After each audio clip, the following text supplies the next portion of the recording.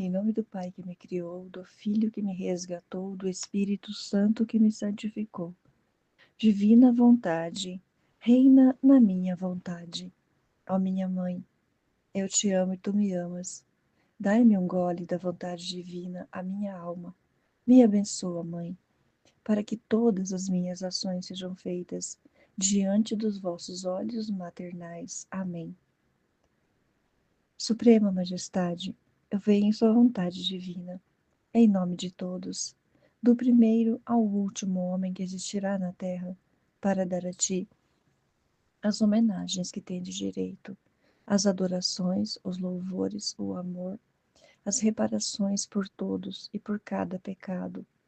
Venho, Senhor, na sua divina vontade, dou-te a minha vontade humana, por meio do Imaculado Coração de Maria, que possui todos os dons e os frutos da divina vontade. Dai-me, Senhor, então a tua divina vontade.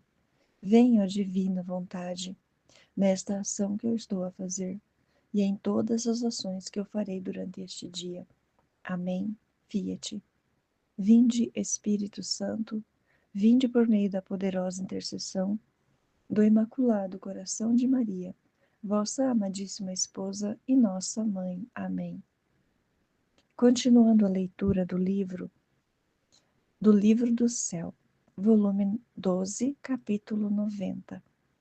6 de março de 1919. Diferentes passos que Jesus faz na alma para fazê-la viver no querer divino. Estava pensando no que o meu doce Jesus me vai dizendo sobre o divino querer e dizia entre mim: como é possível que a alma possa chegar a tanto e viver mais no céu que na terra? E Jesus vindo me disse: minha filha, o que é possível à criatura, tudo é possível para mim. É verdade que o maior prodígio da minha onipotência e do meu amor, mas quando quero, tudo posso. E o que parece difícil para mim é facílimo. Mas quero o sim da criatura, e que se preste como suave cera a tudo o que quero fazer dela. E você? E mais, você deve saber que antes de chamá-la de tudo a viver em meu querer, vou chamá-la de vez em quando a despojo de tudo. Faço-lhe sofrer uma espécie de juízo, porque em meu querer não há julgamentos. As coisas ficam todas confirmadas comigo. O julgamento está fora de minha vontade, pois a tudo que entra em meu querer, quem se atreve a julgá-lo? E eu nunca me julgo a mim mesmo. E não só isso, mas muitas vezes a faço morrer, mesmo corporalmente, e depois, de novo, a devolvo à vida. E a alma vive como se não vivesse. Seu coração está no céu, e o viver é seu maior martírio. Quantas vezes não o fiz contigo? Estas são as disposições para dispor a alma a viver em meu querer. E além disso, as correntes de minha gratidão, de minhas visitas repetidas, quantas não te fiz? Tudo era para dispor-te à altura de viver no mar imenso da minha vontade. Por isso não queiras investigar, senão continua o teu voo. Capítulo 91. 9 de março de 1919. O divino querer deve ser centro e alimento da alma. Encontrando-me em meu estado habitual, meu sempre amável Jesus me atrai sempre ao seu querer. Que abismo interminável! Então me disse: minha filha, olha há pouco como minha humanidade nadava no divino querer, a qual você deveria imitar. Naquele momento pareceu-me ver diante da minha mente um sol, mas não tão pequeno, como o que resplandece sobre o nosso horizonte, mas tão grande que ultrapassava toda a superfície da terra. Aliás, não se via até onde chegavam os seus confins. e os raios que expandia, fazendo-lhe encantadora harmonia, chegavam a todas as partes e penetravam em qualquer lugar. No centro desse sol via a humanidade de Nosso Senhor, que se alimentava do sol, que formava toda a sua vida. Tudo recebia do sol e tudo o devolvia, e como chuva benéfica se derramava sobre toda a família humana. Oh, que vista tão encantadora! Então meu doce Jesus acrescentou: Viste como te amo? O sol que você vê é minha vontade, na qual minha humanidade estava como seu próprio centro. Recebia tudo de meu querer. Nenhum outro alimento entrou em mim, nem sequer o alimento de um pensamento, uma palavra ou respiro entrou em mim que fora nutrido com um alimento estranho à minha vontade. Era justo devolver tudo a ela. Assim, te quero a ti, no centro do meu querer, do qual tomarás o alimento de tudo. Cuida-te bem de tomar outro alimento. Descenderias da tua nobreza e te degradarias, como as rainhas que se abaixam a tomar alimentos vis e sujos, indignos delas. E conforme tomas, deves imediatamente devolver-me tudo. Assim me farás outra coisa, assim não me farás outra coisa que tomar e dar-me. Assim também tu formarás uma encantadora harmonia entre tu e eu. Capítulo 92, 12 de março de 1919. A terra é a imagem de quem vive na divina vontade. De quem não vive, perdão. A terra é a imagem de quem não vive na divina vontade. Continuando meu pobre estado, assim que o meu doce Jesus veio, apertou-me ao seu santíssimo coração e disse-me: Minha filha, se a terra não fosse móvel e montanhosa, mas fixa e toda uma planície, gozaria demais do benefício do sol. Para toda a terra seria sempre pleno dia, o calor seria igual em todos os seus pontos. Portanto, frutificaria muito mais. Mas, como é móvel e está formada por alturas e profundidades, não recebe igual a luz e o calor do sol. E agora fica uma parte na escuridão, e agora outra. Outros pontos recebem pouco do sol, da luz do sol. Muitos terrenos se tornam estéreis porque os montes, com as suas alturas, impedem que a luz e o calor do sol penetrem suas profundidades.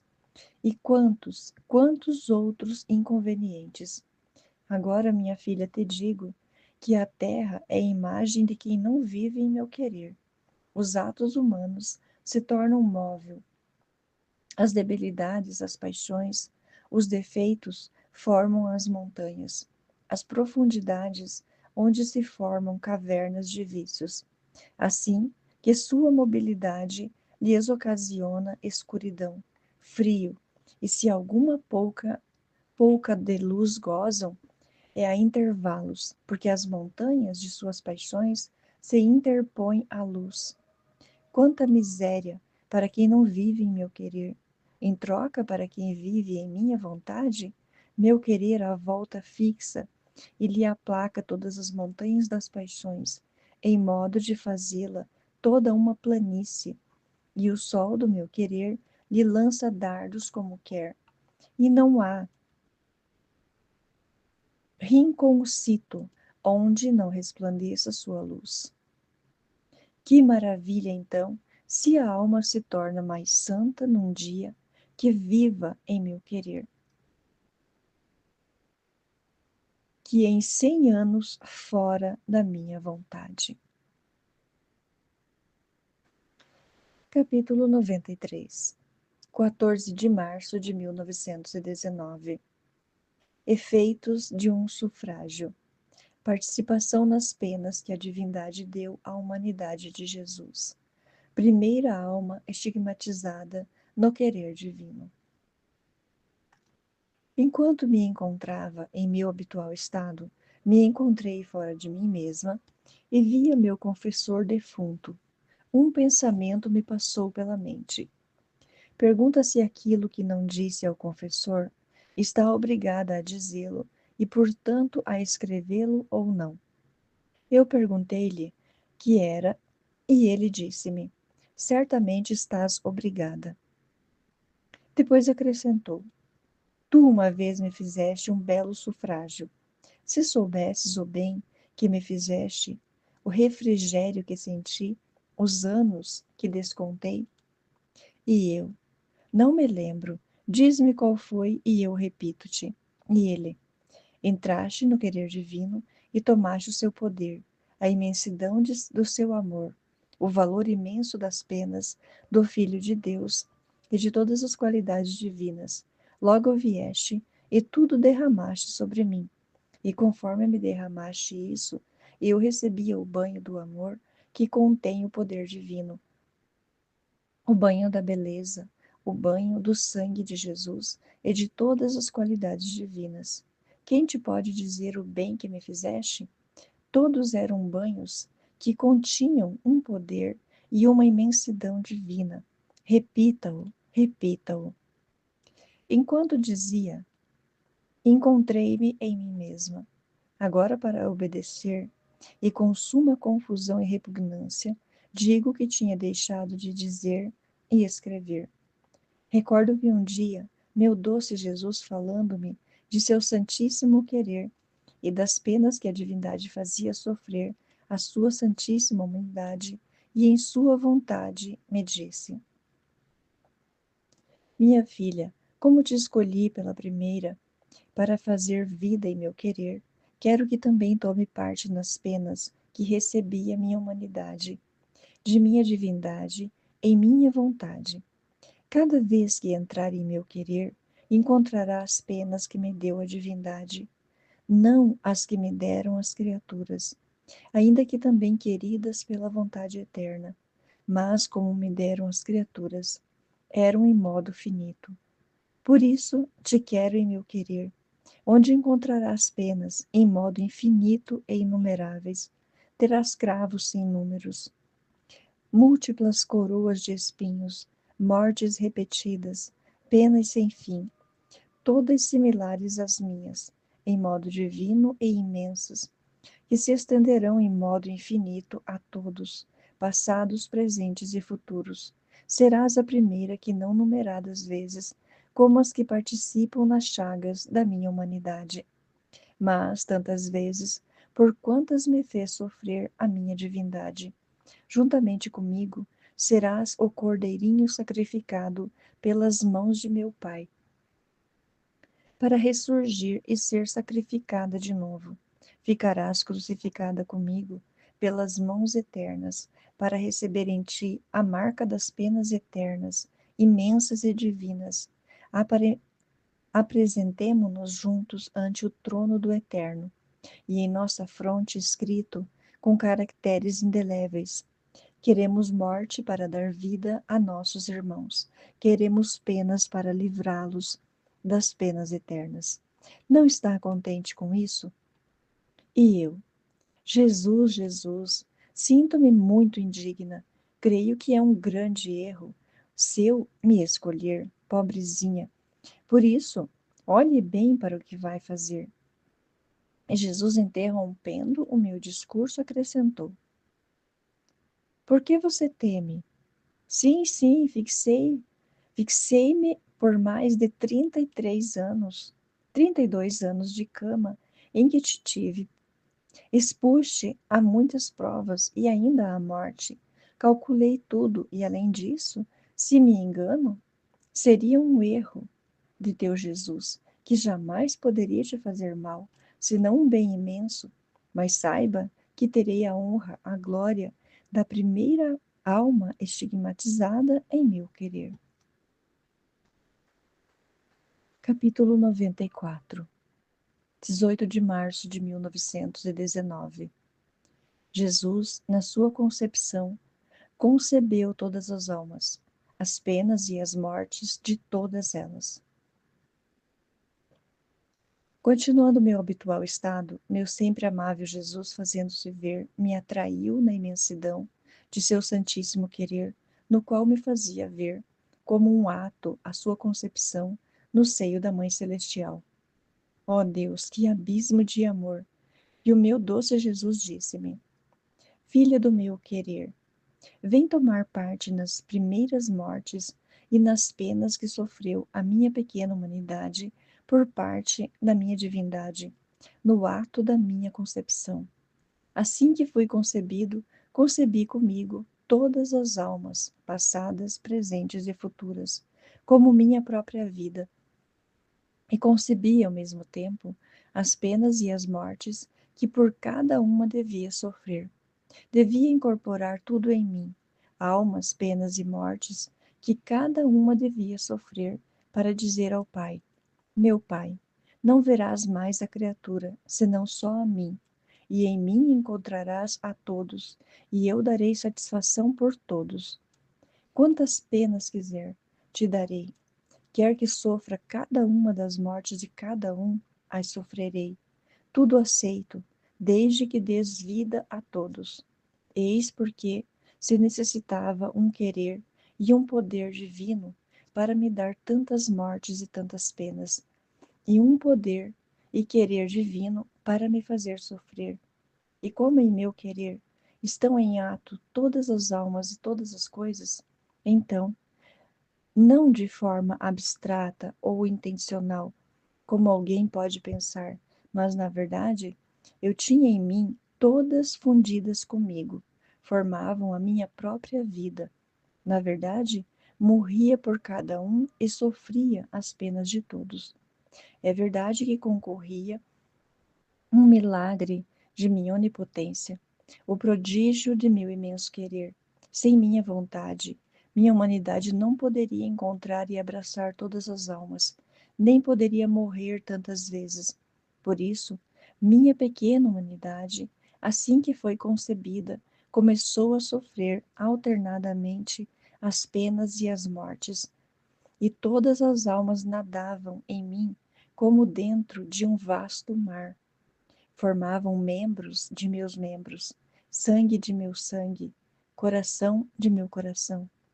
Quantas vezes minha mãe, tomando o primeiro lugar em minha humanidade, sentia minhas penas e minhas mortes, e por isso morria junto comigo. Como me era doce encontrar no amor de minha mãe o eco do meu. São mistérios profundos, onde a inteligência humana, não compreendendo bem, parece que se perde. Por isso vem em meu querer e toma parte nas mortes e nas penas que sofri. Não apenas foi cumprida minha concepção, assim poderá entender melhor o que te digo.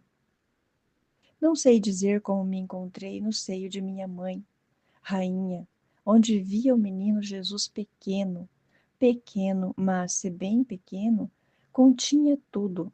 De seu coração se desprendeu um dardo de luz para o meu, e conforme me penetrava, sentia que me dava a morte, e à medida que saía, a minha vida voltava. Cada toque daquele dardo me causava uma dor aguda, pelo que sentia me desfazer em realidade morrer. E depois, com o seu mesmo toque, me sentia reviver, mas não tenho as palavras justas para expressar-me, e por isso aqui ponho ponto. Capítulo 95. 20 de março de 1919.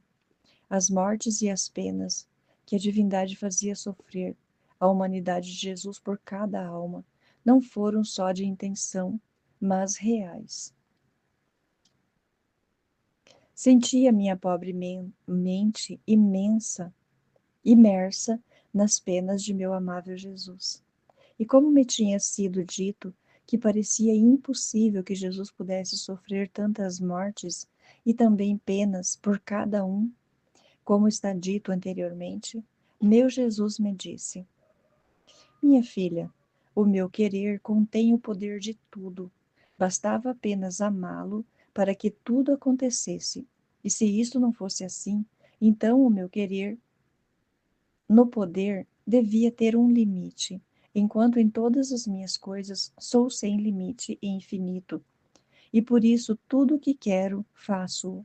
Ah, que pouco sou compreendido pelas criaturas. Por isso não sou amado.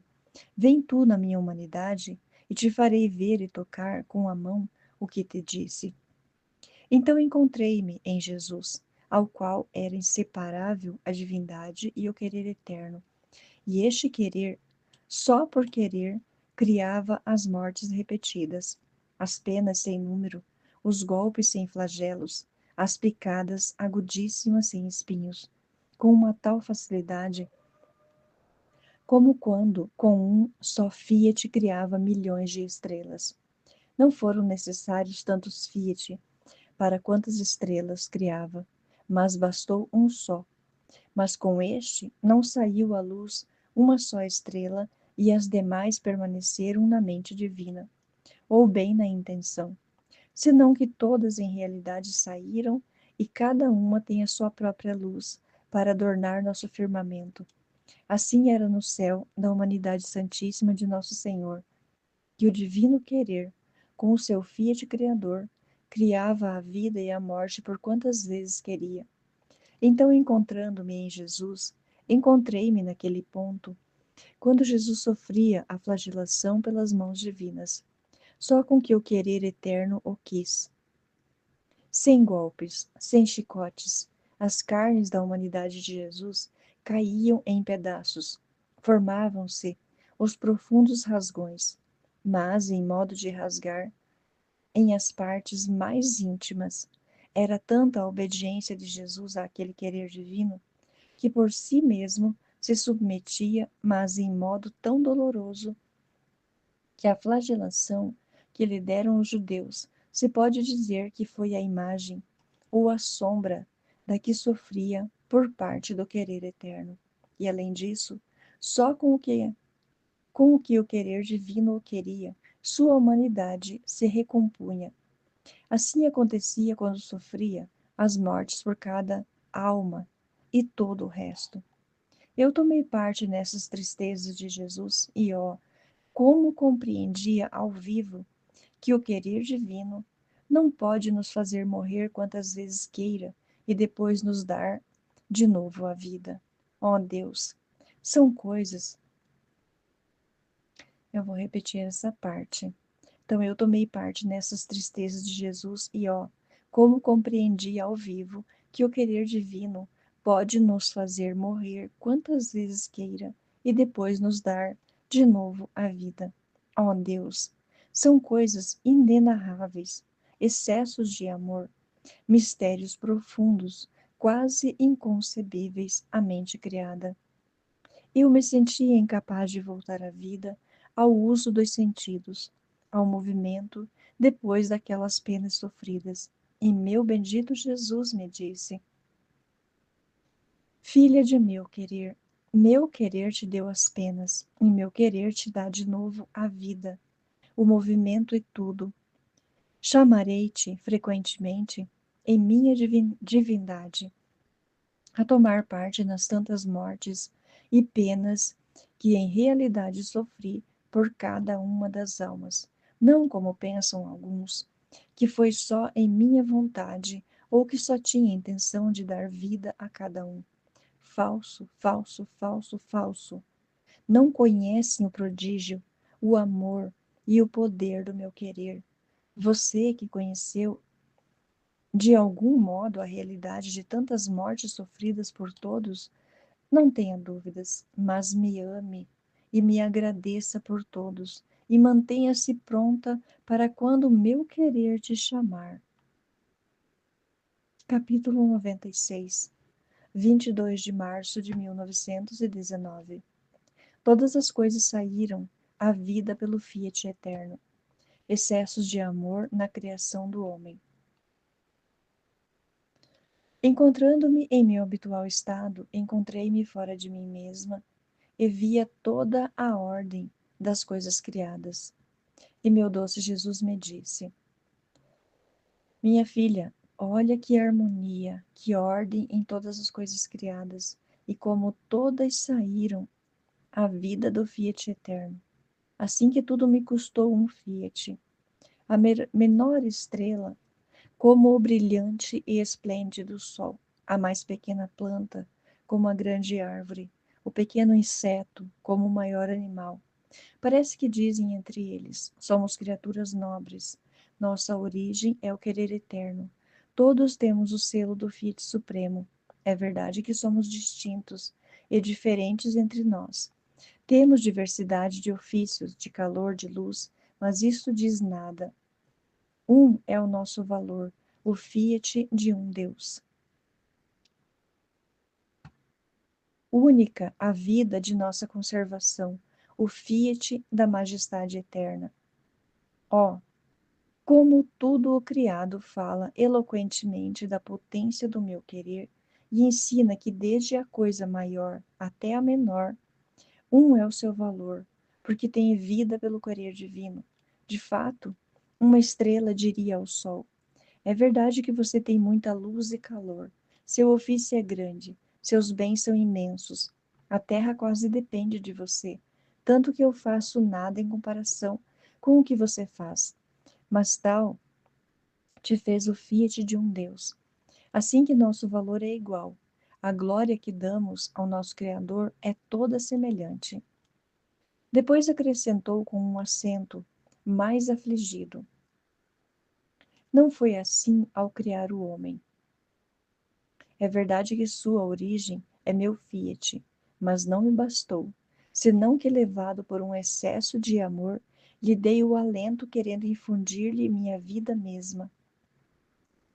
mesma vida. Dotei-o de razão, o fiz livre e o constituí rei de tudo o criado. Mas o homem ingrato, como me correspondeu, entre tudo o que foi criado, só ele se tornou a dor do meu coração, a nota discordante. E além disso, o que dizer de meu trabalho na santificação das almas? Não só um fiat, não um só lamento meu, senão que ponho à sua disposição minha própria vida, meu amor, minha sabedoria. Mas quantas rejeições, quantas derrotas recebe o meu amor? Ah, minha filha, compadece minha dura dor e vem em meu querer a substituir-me o amor de toda a família humana para adoçar o meu coração trespassado.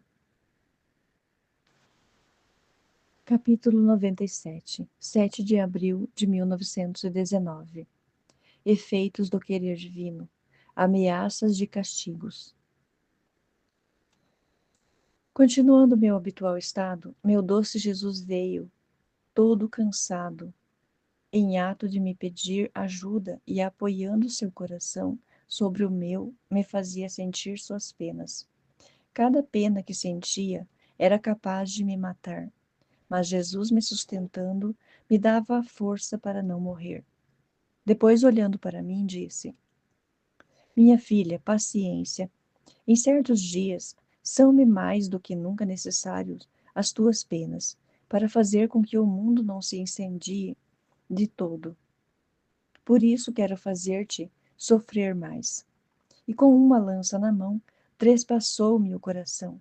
Eu sofria muito, mas sentia-me feliz, pensando que o meu Jesus dividia comigo suas penas, e que desabafando comigo podia livrar as pessoas dos eminentes e terríveis flagelos que cairão.